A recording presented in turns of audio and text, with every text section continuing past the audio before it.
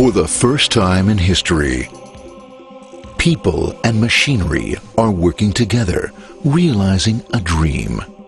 A uniting force that knows no geographical boundaries without regard to race, creed, or color. A new era where communication truly brings people together.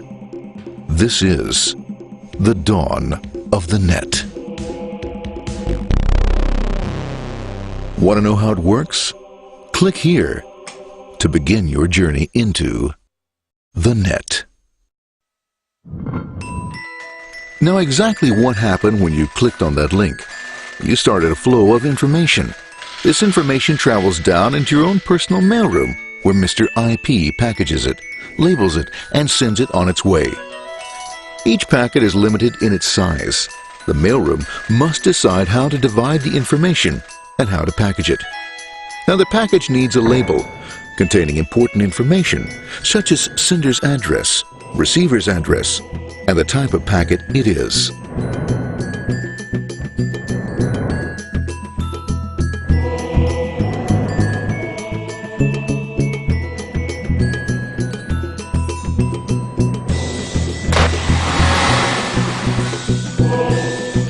Because this particular packet is going out onto the internet, it also gets an address for the proxy server, which has a special function, as we'll see later. The packet is now launched onto your local area network, or LAN. This network is used to connect all the local computers, routers, printers, etc. for information exchange within the physical walls of the building. The LAN is a pretty uncontrolled place, and unfortunately, accidents can happen.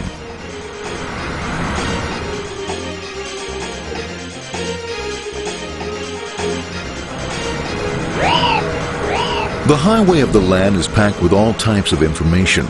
These are IP packets, Novell packets, Apple Talk packets. They're going against traffic, as usual. The local router reads the address and, if necessary, lifts the packet onto another network.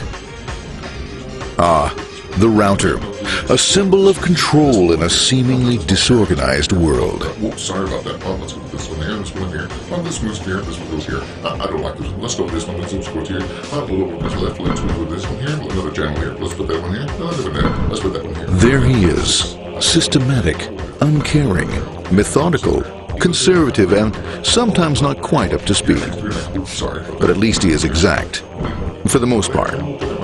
That one goes there, that one goes there, that one goes there, and this one goes there. Another one goes there, that goes there. He's behind him, let's go there, that goes there, he goes there, let's put that one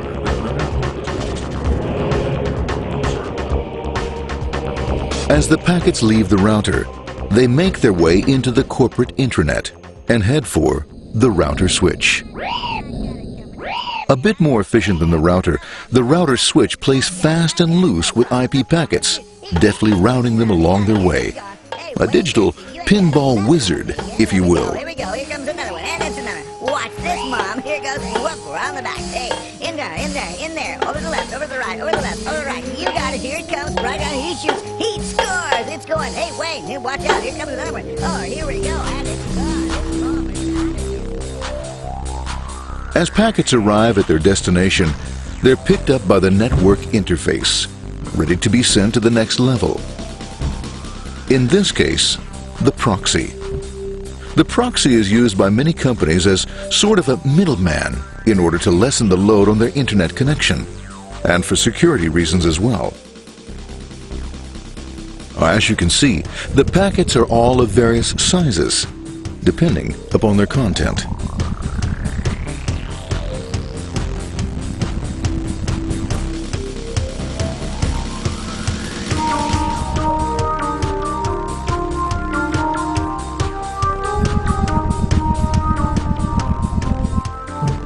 The proxy opens the packet and looks for the web address, or URL. Depending upon whether the address is acceptable, the packet is sent on to the internet.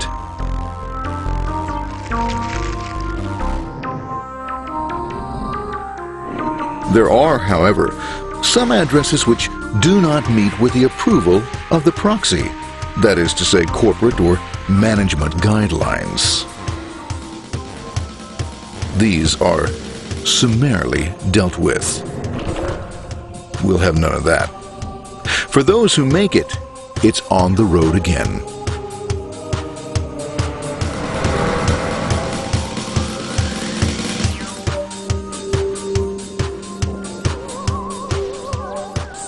Next up, the firewall. The corporate firewall serves two purposes. It prevents some rather nasty things from the internet from coming into the intranet, and it can also prevent sensitive corporate information from being sent out onto the internet. Once through the firewall, a router picks up the packet and places it onto a much narrower road, or bandwidth, as we say. Obviously, the road is not broad enough to take them all. Now you might wonder what happens to all those packets which don't make it along the way. Well, when Mr. IP doesn't receive an acknowledgement that a packet has been received in due time, he simply sends a replacement packet. We are now ready to enter the world of the Internet. A spider web of interconnected networks which span our entire globe. Here, routers and switches establish links between networks. Now, the net is an entirely different environment than you'll find within the protected walls of your LAN. Out here, it's the Wild West. Plenty of space, plenty of opportunities, plenty of things to explore and places to go. Thanks to very little control and regulation, new ideas find fertile soil to push the envelope of their possibilities. But because of this freedom, certain dangers also lurk. You'll never know when you'll meet the dreaded ping of death. A special version of a normal request ping, which some idiot thought up to mess up unsuspecting hosts. The paths our packets take may be via satellite, telephone lines, wireless, or even transoceanic cable. They don't always take the fastest or shortest routes possible, but they will get there. Eventually. Maybe that's why it's sometimes called the worldwide wait. But when everything is working smoothly, you can circumvent the globe 5 times over at the drop of a hat. Literally. And all for the cost of a local call or less. Near the end of our destination, we'll find another firewall. Depending upon your perspective as a data packet, the firewall could be a bastion of security or a dreaded adversary. It all depends on which side you're on and what your intentions are. The firewall is designed to let in only those packets that meet its criteria. This firewall is operating on ports 80 and 25. All attempts to enter through other ports are closed for business.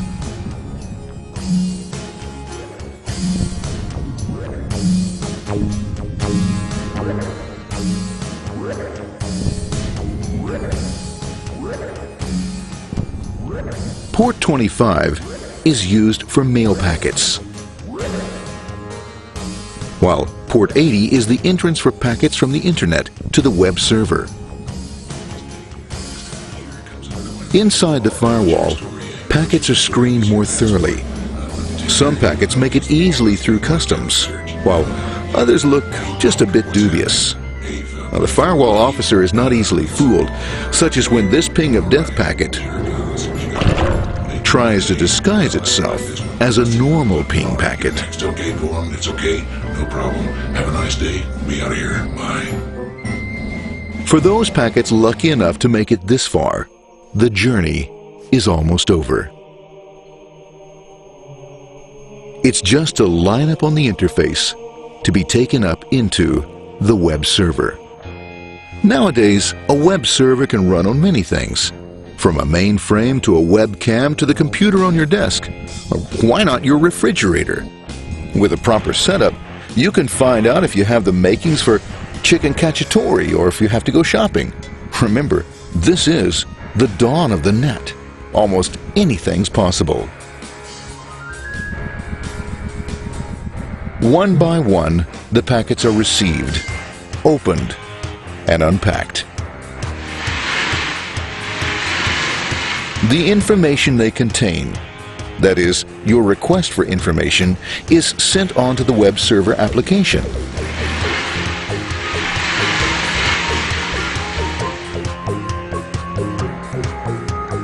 The packet itself is recycled, ready to be used again, and filled with your requested information.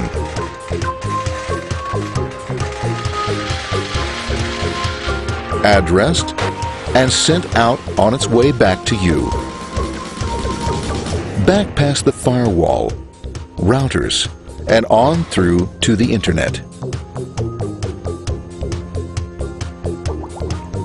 Back through your corporate firewall.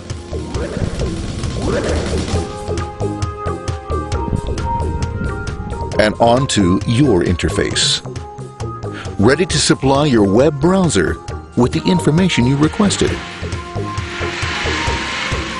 That is, this film.